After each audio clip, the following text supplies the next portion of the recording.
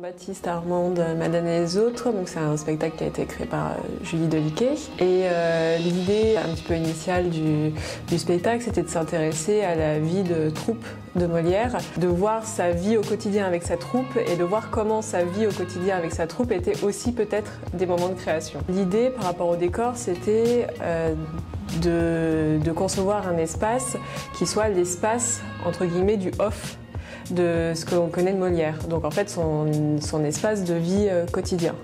D'où la création d'un appartement, du coup, qui serait l'appartement un petit peu fantasmé, mais dans lequel vit Molière et sa troupe.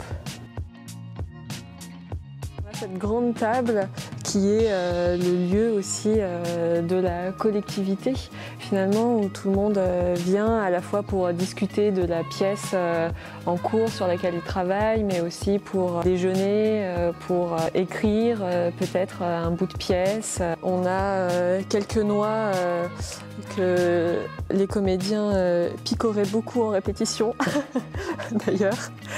Nous, bien sûr, on avait très envie que les comédiens puissent donc cuisiner en réel, avec Serge donc, qui fait du pain perdu pendant le spectacle, avec des bonnes odeurs de brioche.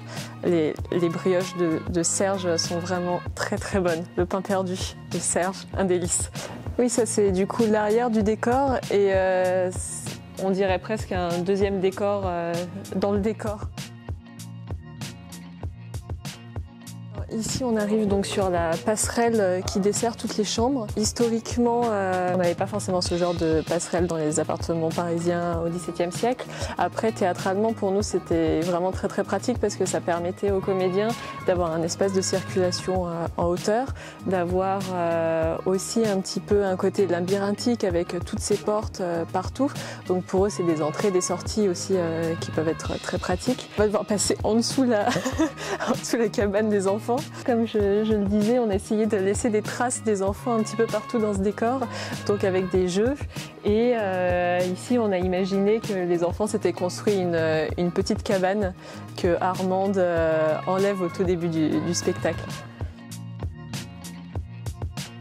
Sur cette porte, on a un petit détail que les spectateurs ne pourront jamais voir, mais du coup que d'ici on voit, c'est qu'on a un petit médaillon avec la tête de Molière.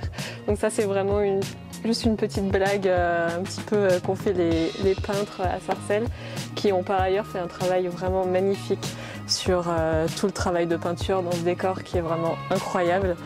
Et donc ils se sont amusés à mettre ici une petite représentation de Molière qui n'est visible que par nous.